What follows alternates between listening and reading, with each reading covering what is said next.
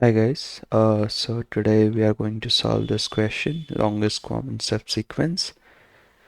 This is a typical DP problem where you need to identify the longest possible common subsequence. So in this case, string 1 is this, string 2 is this, and the largest common subsequence, if you start from scratch, like A is there in a sequential order, so A is there in both of scenarios, so A, and then B is not here, C again not here. Okay, then D, you can see D over here and D over here, and what's the final H is there. So you have to calculate the longest common subsequence. Let's look into this question and let's see how we can solve this question. Sorry for my bad voice, I'm having some cold. So array A,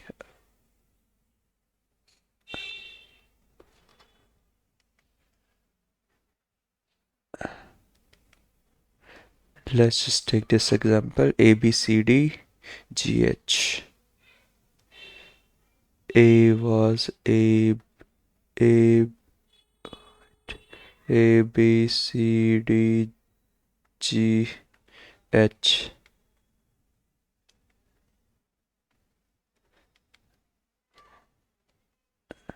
And B was, what do you call it, A, E, D, F, H, R. A, E, D, F, H, R. Okay, while solving any of this question, like we usually do, we calculate the variables and then we calculate a base condition. Our typical approach. So here variable would be length of this array. So let's say n1 and n2 are the variable, and this makes us like creating the array, this TP table of size n1 plus this say n2, n1 plus 1, n2 plus 1 cross n1 plus 1 cross n2 plus 1 size TP array. So what would be the base condition? If either n1 is 0 or n2 will say if 0, there is no possibility like finding longest common subsequence. So base condition def if n1 equals to 0 or n2 equals to 0, return, we have to return something like what will be the LCS? It will be 0. So def function s1, let's say ab instead of ab, we are adding s1 s2. Okay, if n1 or equals to 0 or n2 equals to 0, return 0. So another scenario, what if n1 equals to n2, like s1, let's look into this. Here, what if the last character is h1 equals to this? So what we can do, if s1 n1, this is like we are taking plus 1 na? So indexing always to the last element.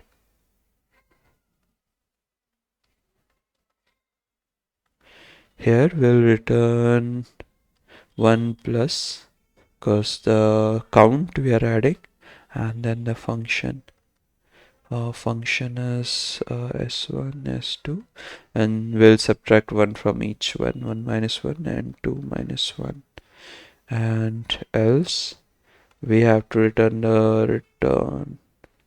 the max of, because we want the largest common subsequence, so for largest we are applying max. Function s1 s2 and minus 1. Here we'll just subtract from 1, so it will be like branch type. Considering this one, this will be n minus 1 and 2, n1 minus 1 n2, and this one will be n1 minus no, n1 comma n2 minus 1.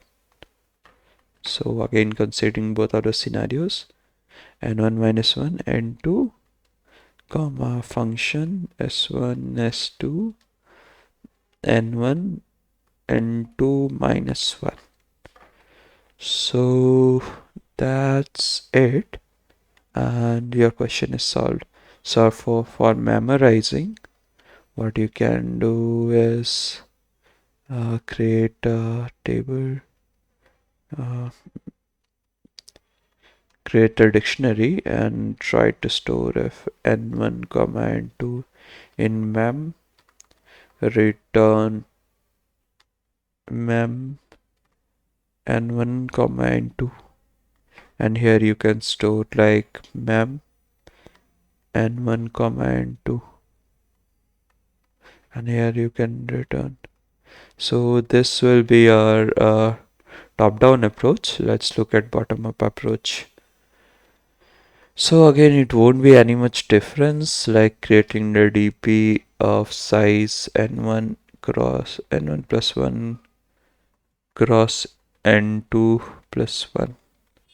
DP created, already initialize it with 0. So your this whatever the table is, when either n1 n2 is 0, this will be 0. Okay, and again we'll try to solve, then apply for I in range n1 plus 1. You will start from here because we are not considering this 2. Similarly for j in range n1 comma n2 plus 1. Okay, and then again we'll do if s1 n1 minus 1 s2 s2 n2 minus 1. Here we'll dp n1 n2 equals to 1 plus what is say dp n minus 1 n1 minus 1 n2 minus 1, else again dp n1 n2 equals to max of dp n1 minus 1 n2 comma dp n2 minus n1 minus no minus here n1 n2 minus 1 is just the very same thing. Either you go n1 minus 1 n2 or you go n1 n2 minus 1, either of it. So this will be choice diagram, return dp n1 n2. So this will be our final answer.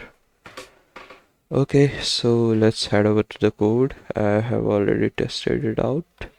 Again, finding the length. Here is the recursive solution 0, and then okay, basically you got the idea. Here when you are taking equal, here when it matches 1 plus and here maximizing your output, and again here the same for this bottom up approach. So let's just execute it, and this will basically pass all of the cases.